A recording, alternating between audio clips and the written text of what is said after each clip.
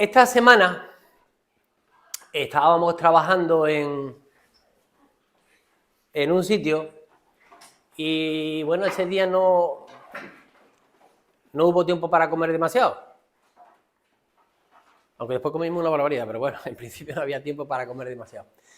Y entré en un bar para pedir algo de comer, un bocadillo, y la persona que me atendió, bueno, eso no viene al caso. Bueno, me atiende una persona y hay un cartelito puesto en la barra del bar que decía: y conoceréis la verdad, y la verdad os hará libre.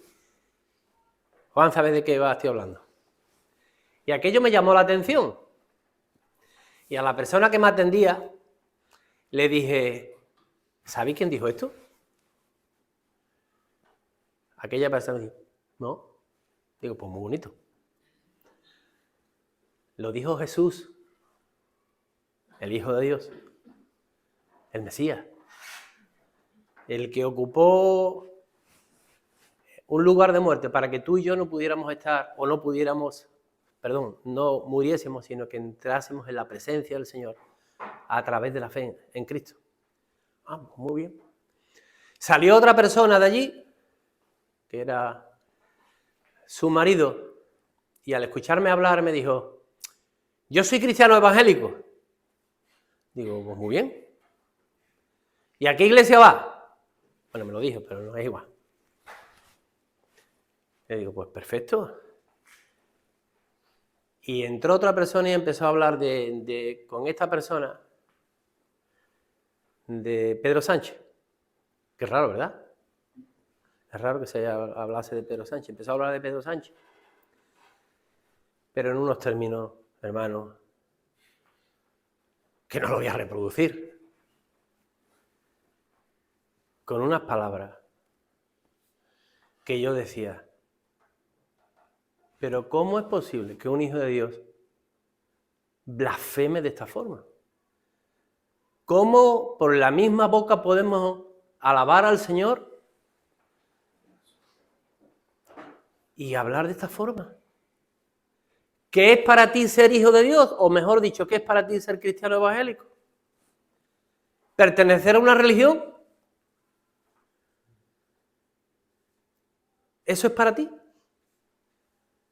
Porque para mí entonces yo y tú no compartimos la misma fe, bajo ningún concepto. Dicho sea de paso, todo lo que decía Pedro Sánchez se lo merecía, por cierto.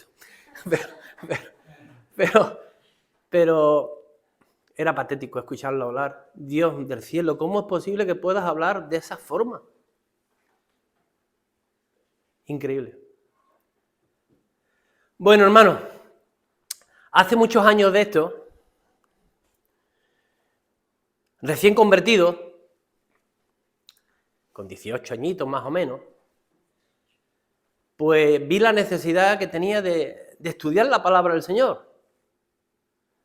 Sentía la necesidad, sentía el anhelo de meditar, escuchar, memorizar las Escrituras. Ha cambiado mucho esto desde aquel entonces, como de la iglesia de la que nos vamos a ocupar ahora. También ha cambiado mucho. Ha cambiado mucho. Hoy en día tengo la sensación de que hay excepciones, evidentemente, gracias al Señor. Gracias a la obra del poder del Espíritu Santo que nos ayuda. Pero tengo la sensación que hoy hay menos celo por estudiar, por rumiar, como me decían aquellos hermanos míos que eran mayores que yo en aquel entonces. Ya están en la presencia del Señor, la gran mayoría de ellos, por rumiar la palabra del Señor. No solo leerla, sino meditarla, rumiar la palabra del Señor. Por aquel entonces, raro, ¿os acordáis de este que decía eso? Raro era el joven, la joven, que no cogía por lo menos donde yo conocía al Señor, unas tarjetas y donde cada día escribía un texto, cada día, cada 2 días, cada 3 días, no lo sé, cada uno a su velocidad. y escribía un texto y lo memorizaba. Y después, durante la semana, iba cogiendo esos textos y lo iba volviéndolo a recitar, memorizando la palabra del Señor. Me había escuchado decir muchas veces que el Señor ha prometido bendecir su palabra, no nuestros argumentos, no nuestras teorías, no nuestros pensamientos. Y esos textos bíblicos, muchísimas veces a la hora de predicar el Evangelio, salían de forma espontánea cuando predicaba el Evangelio. Y eso es lo que convence a la persona de pecado, con la ayuda del Espíritu Santo. Eso. Bueno, hermanos, hoy, como decía, tengo la sensación de que hay menos celo por la palabra del Señor. Estoy convencido de ello, súper convencido de ello. Podría poner tropecientos mil ejemplos, pero no, tranquilo. Y en aquel entonces, una de las primeras cartas, uno de los primeros libros que yo empecé a estudiar de forma pormenorizada, era la primera carta o las cartas del apóstol Juan. Las cartas del apóstol Juan.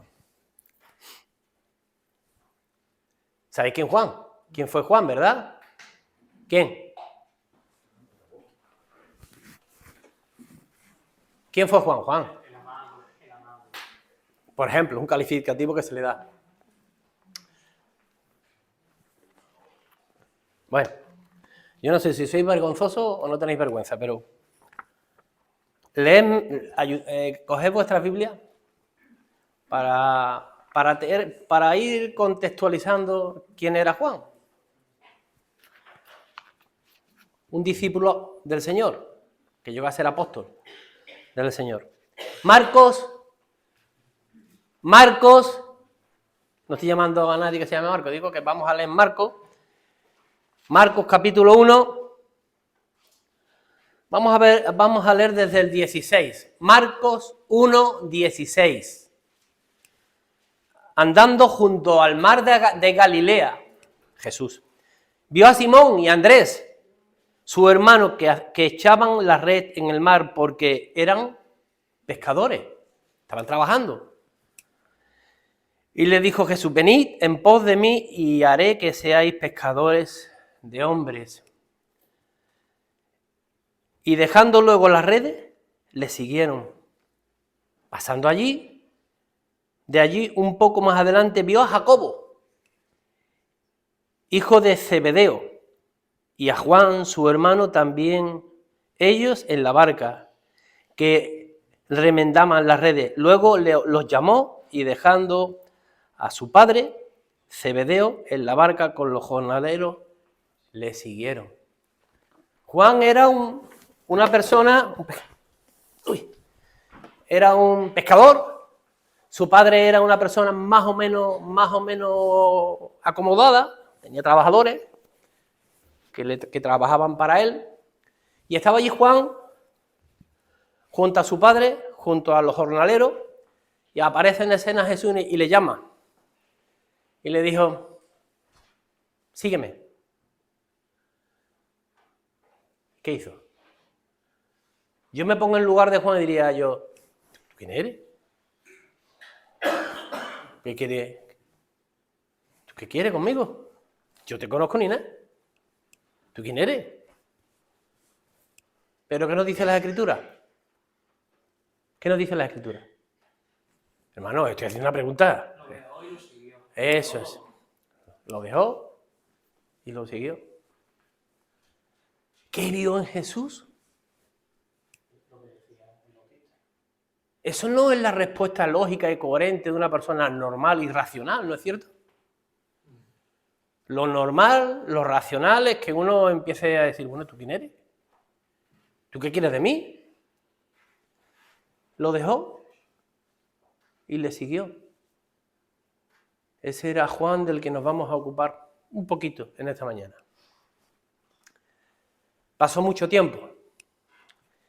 Durante el ministerio de Jesús, Juan llegó a formar parte del círculo íntimo de Jesús. Incluso tenía tal grado de amistad de identificación con su Señor, que dejaba reclinar su cabeza sobre el pecho de Jesús. Esa figura a mí me toca de una forma especial. Reclinar su cabeza sobre el pecho de Jesús. ¿Cuánto le haríamos a alguno por tener esa oportunidad? Escuchar el latido de mi Señor. El corazón que iba a dejar de funcionar por amor a mí. Ese era Juan. O ese llegó a eso llegó Jesús. A ser considerado el discípulo amado, como decía antes nuestro hermano. A eso llegó Jesús, Juan. Y pasó el tiempo. El Señor llevó a cabo la obra de la reconciliación.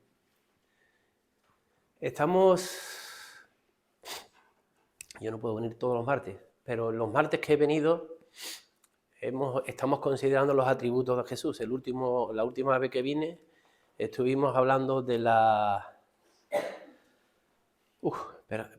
de la omnisciencia de Dios. Gracias.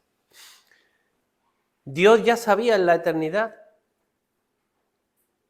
lo que había de ocurrir con el hombre. Dios ya lo sabía. Para Dios fue una sorpresa la respuesta del hombre en el Edén. Fue una sorpresa. ¿Por qué? Porque su misma palabra ya lo dice. ¿Desde cuándo estaba preparada la figura de Jesús? Desde la eternidad. ¿Por qué? Porque ya sabía lo que había de ocurrir con el ser humano. Lo sabía. Y desde la eternidad ya estaba preparada la figura de Jesús. Algo realmente hermoso. Muy hermoso. No le caía de sorpresa, bajo ningún concepto. Y Juan pudo ver al Señor. Como veremos un poquito más adelante, si no me enrollo demasiado. Y me tenéis que decir aquello, deja de ir a mi pueblo, ¿no? Cuando un pastor estaba predicando acerca y se extendía, y se extendía, y se extendía, y se extendía, y aparecieron varios sapos, varias ranas por allí. Estaba en un país tropical, donde están nuestras manos, esperemos que allí no aparezcan muchas ranas. Y aparecían muchas ranas, y el pastor dijo, bueno, no entiendo qué significa esta rana. Y un hermanito se levantó y le dijo, yo sí lo sé, hermano. Dice, ¿cuál? ¿Qué cosa? ¿Qué significa esto? Y dice, deja ir a mi pueblo. Deja ir a mi pueblo. Porque se alargaba y se alargaba y se alargaba y no terminaba. Bueno, pues Juan pudo contemplar quién fue Jesús. Juan pudo contemplar que no era un personaje normal. Pudo contemplar cómo resucitaba muertos, como esta mañana comentaba nuestro hermano David, cómo sanaba a un paralítico. Y además que el paralítico, que probablemente no lo recuerdo este personaje, no sé si era paralítico desde siempre, y además sin ningún tipo de rehabilitación, y empezó a andar. O cómo calmó la tempestad. La naturaleza le obedecía. Los endemoniados no se le podían resistir. Eso lo vio, lo palpó, lo escuchó, como aparece en el texto que después vamos a leer. Conoció en primera persona quién era Jesús. Y el tiempo pasó. Y el Señor llevó a cabo la obra de la reconciliación. Y pudo contemplar el discípulo amado que estaba allí a pie de la cruz junto a María, su madre. Y pudo ver lo que aconteció en el mismo momento en el que dijo, consumado es. Aquello fue tremendo. Se hizo de noche, hubo un gran terremoto, las tumbas se abrieron, resucitaron muertos, el templo se rajó, lo que dividía el lugar santo del lugar santísimo, el velo del templo se rajó de arriba a abajo, como muchas veces hemos contemplado. Juan contempló todo eso y estaba ahí, escrito en la memoria y en su corazón. Ahí estaba.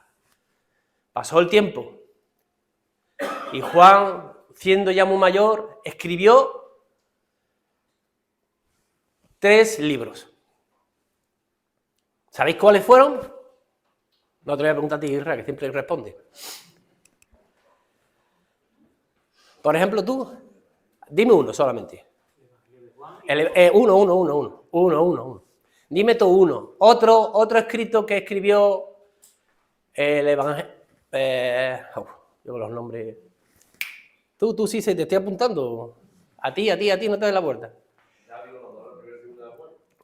Y la tercera, que son 3. Pero no, queda otro. El Apocalipsis. Escribió 3. Bueno, si te pones así en ese plan tan exquisito, 5. Pero bueno, vamos a dejar primera, segunda y tercera que forman parte de un mismo libro, por así decirlo. Y escribió 3 escritos, o 3 libros. Hay quien dice que el Apocalipsis fue lo último que escribió el apóstol Juan. Dicen que fue el último, y hay quien dice lo contrario, que dice que lo último que escribió el apóstol Juan fue las cartas, que no son cartas, las llamamos cartas, pero no son cartas, porque no tiene un destinatario y porque no está escrita o redactada como si fuese una carta, por ejemplo, las cartas del apóstol Pablo o del apóstol Pedro. Escribió 3. Y dicen que las cartas, me vais a permitir que las llame de esta forma, porque me va a costar trabajo llamarlo de otra forma, fue lo último que escribió. Lo último, incluso después del Apocalipsis.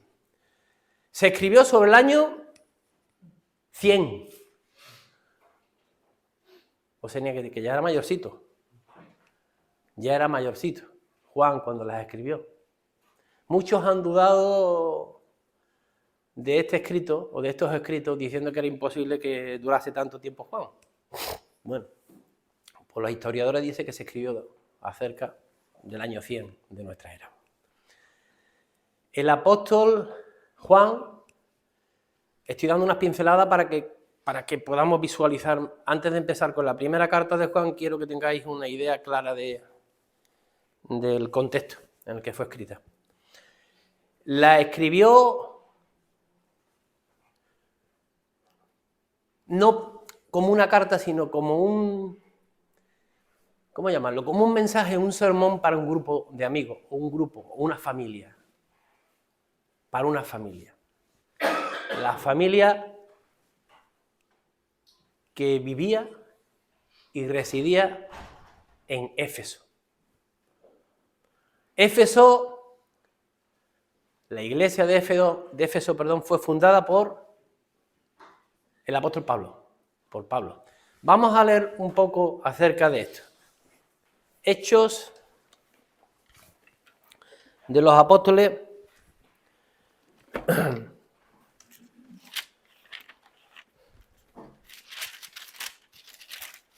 nos habla acerca del nacimiento de la iglesia en Éfeso.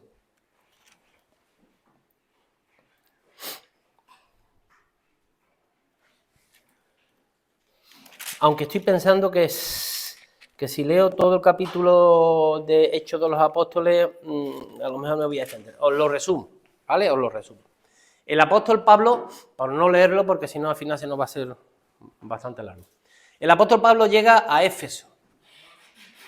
La ciudad de Éfeso era una ciudad importante. Una ciudad romana, una ciudad rica y con tradición griega.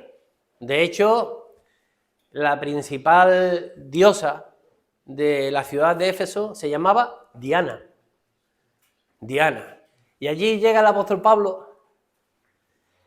y empieza a predicar ridiculizando la figura de Diana. Ahí hay que tener valor, ¿eh? Y empieza a predicar el Evangelio. ¿Y sabéis qué ocurre?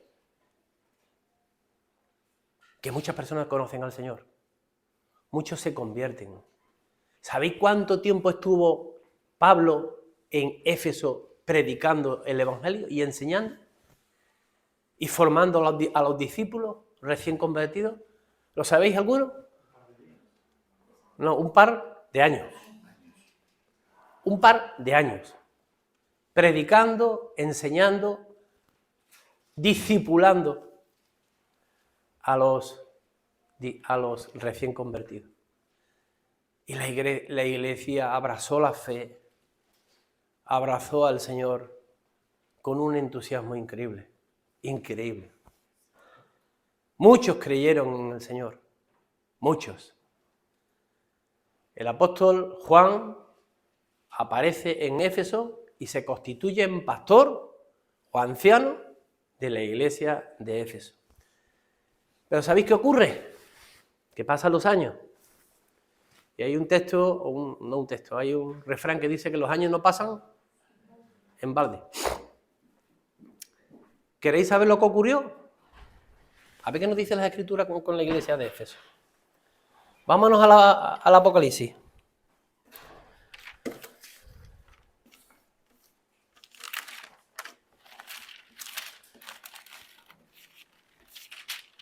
Tengo la Biblia bastante fastidiadilla ya, la tengo que reparar y siempre se me olvida. Y cuesta trabajo pasarla.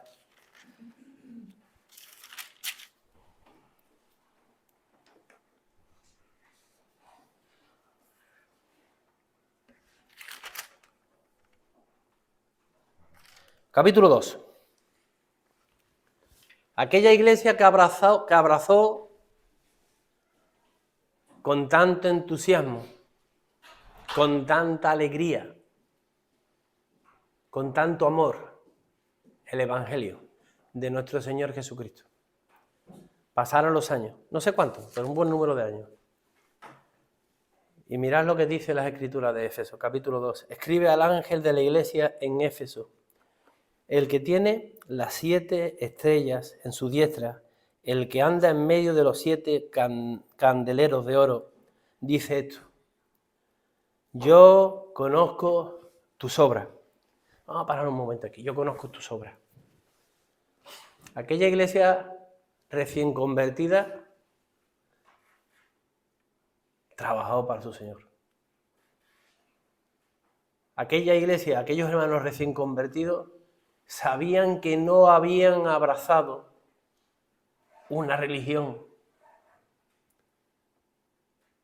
Sabía que no pertenecían a la iglesia evangélica, sino al Señor de la gloria. Que habían aceptado por la fe a Jesús. Y como decía también mi hermano antes esta mañana, sabían que su fe tenía que obrar. Y empezaron a obrar. Porque la fe, sin obra, es muerta. Yo conozco tus obras. ¿De qué forma podemos obrar para el Señor? ¿De qué forma, hermano? Visitando viudas, enfermos. Por ejemplo, visitando a viudas, si son jovencitas mejor, ¿verdad, hermano? Es una broma. Visitando viudas. Primero testificando, dando fe de lo que el Señor ha hecho en nuestro corazón. No nos podemos callar. No debemos callarnos. Testificar con nuestra boca de que Jesucristo es el Señor de nuestras vidas. Y después evidenciando con nuestra forma de actuar, con nuestra forma de ser, con nuestra forma de hablar, con nuestra forma de vestirnos, lo que somos en Cristo Jesús. Lo que somos en Cristo Jesús. El Señor conocía la obra de aquella iglesia que había aceptado al Señor como el Mesías. Y empezaron a obrar, a obrar. Porque aquel del que hacía referencia al principio, este chaval que decía de todo muy bonito con respecto a Pedro Sánchez,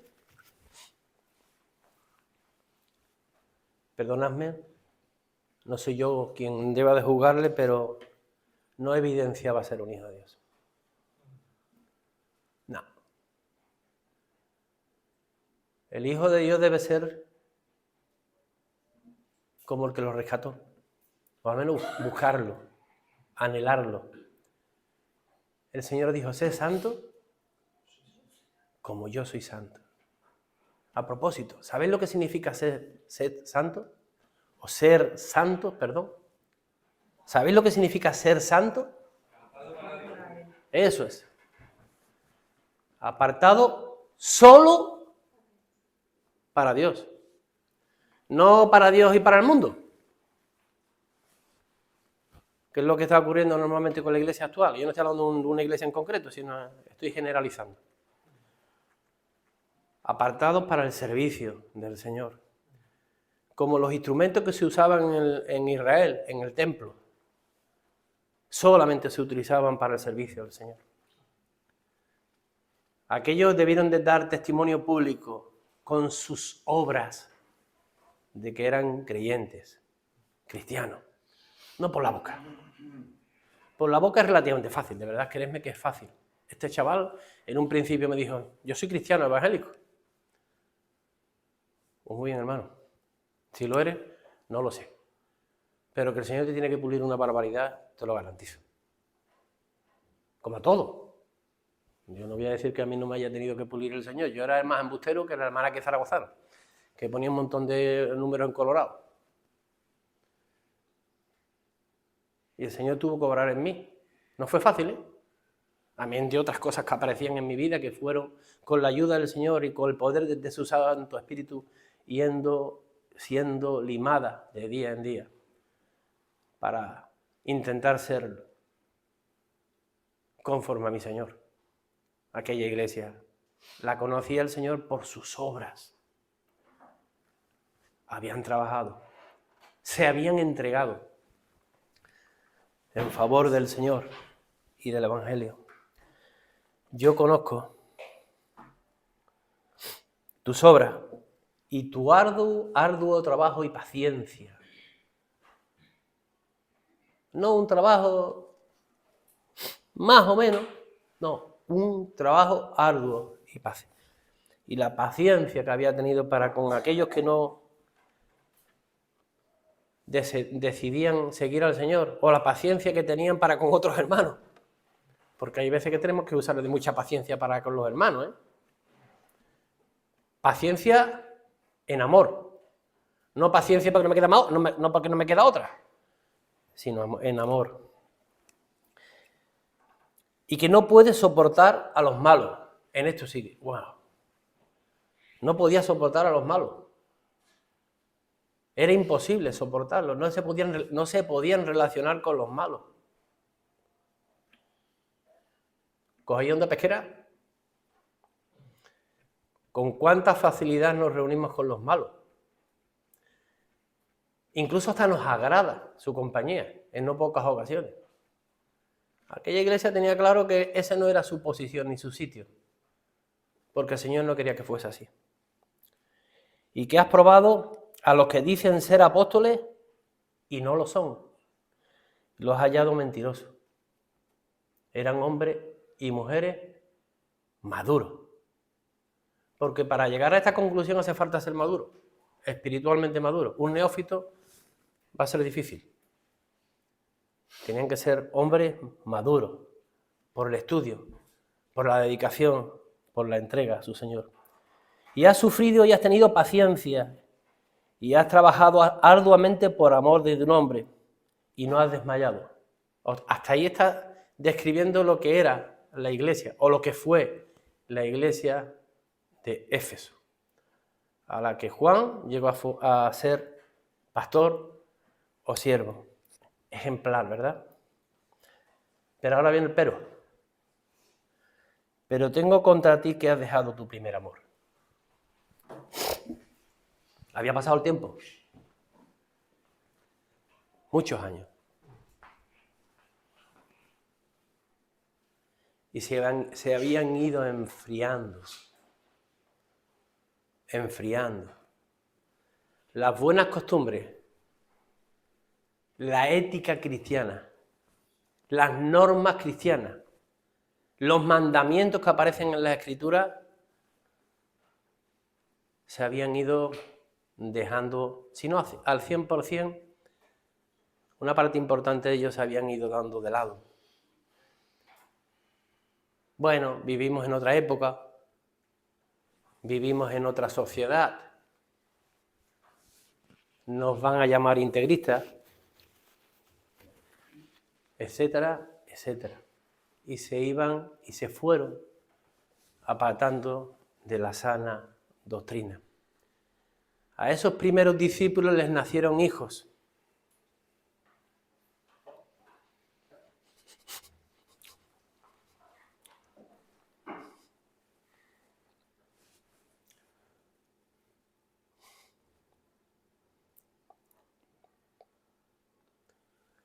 Y nietos.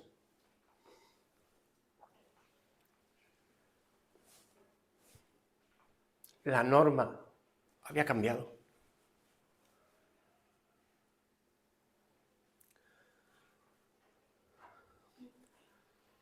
No les interesaba el Evangelio.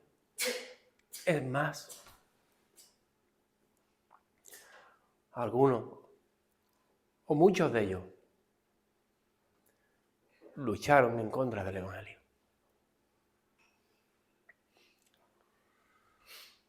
Se habían apartado del principio bíblico.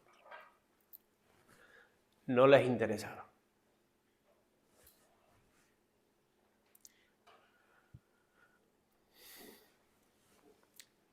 Entendían que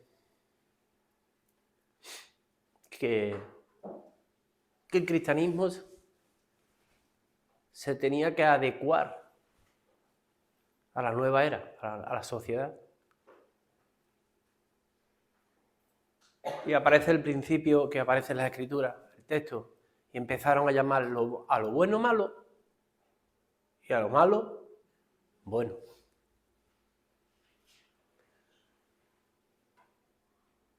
No querían creer en el Señor. Les parecía que no merecía la pena. Y empezaron a crear otra cosa. Religión.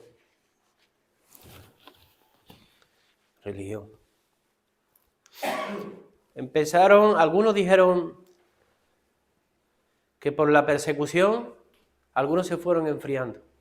Y pudiera ser que algunos por la persecución se fueran enfriando.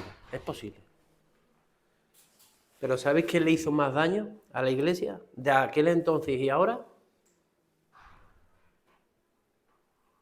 La indiferencia. Eso le hizo más daño. El daño no venía de fuera.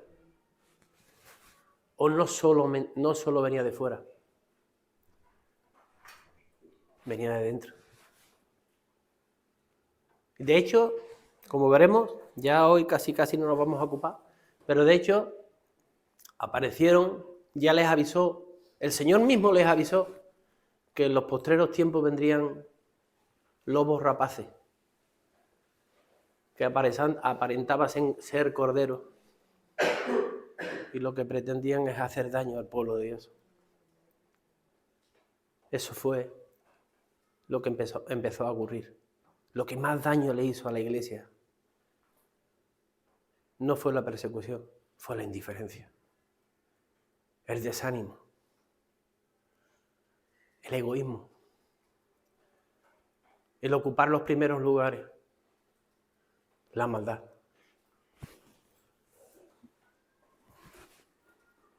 Esa era la circunstancia en las que el apóstol Juan escribió a la iglesia de Éfeso. Una iglesia que empezó de una forma preciosa, increíble, pero que se fue apartando de la sana doctrina. Que empezó pasito a pasito, porque estas cosas no suelen ocurrir de golpe. No nos equivoquemos, ¿eh? Estas cosas, porque el enemigo es muy sabio, tremendamente sabio. Y los cambios empieza empieza a cambiar la situación no de una forma dramática, sino de una forma sutil. Pasito a pasito. Hay una canción que dice pasito a pasito, o así. Pasito, casi sin darnos cuenta. Y cuando pasa un tiempo, echamos la vista atrás y, parafraseando a un político, a esta iglesia no la conoce ni la madre que la parió. Me vais a permitir esa expresión. Porque nos hemos ido pasito a pasito, apartándonos de la sana doctrina. Hermano, no os canso más. Iba a entrar en la primera carta de Juan, que es hermosa, y entraremos en la voluntad del Señor. Entraremos, si el Señor lo permite, a estudiarla, porque es realmente... Alguien dijo de la primera carta del apóstol Juan, bueno, primera, segunda y tercera, que es el lugar santísimo del Nuevo Testamento. El lugar santísimo del Nuevo Testamento. Yo os puedo decir con absoluta certeza que cuando uno estudia, bueno, toda la palabra del Señor, ¿no? Pero yo me gocé mucho estudiando y estos días dándole una visual a la carta, me gozaba enormemente de la palabra del Señor. Porque ahí aparecen verdades como templo, hermano. Dios es luz. Él es el creador y el sustentador de todas las cosas. El que no ama, no conoce a Dios. El que dice que es de Él, debe andar como Él anduvo. Verdades como puño. Como puño.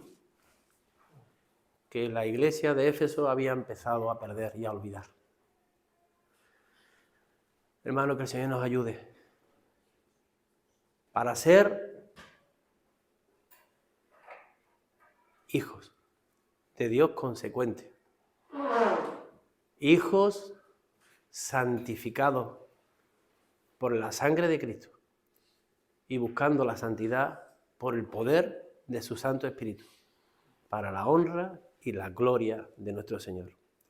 A Él sea en esta mañana las gracias y que podamos derramar gratitud ante su presencia. A Él sea la gloria, hermano.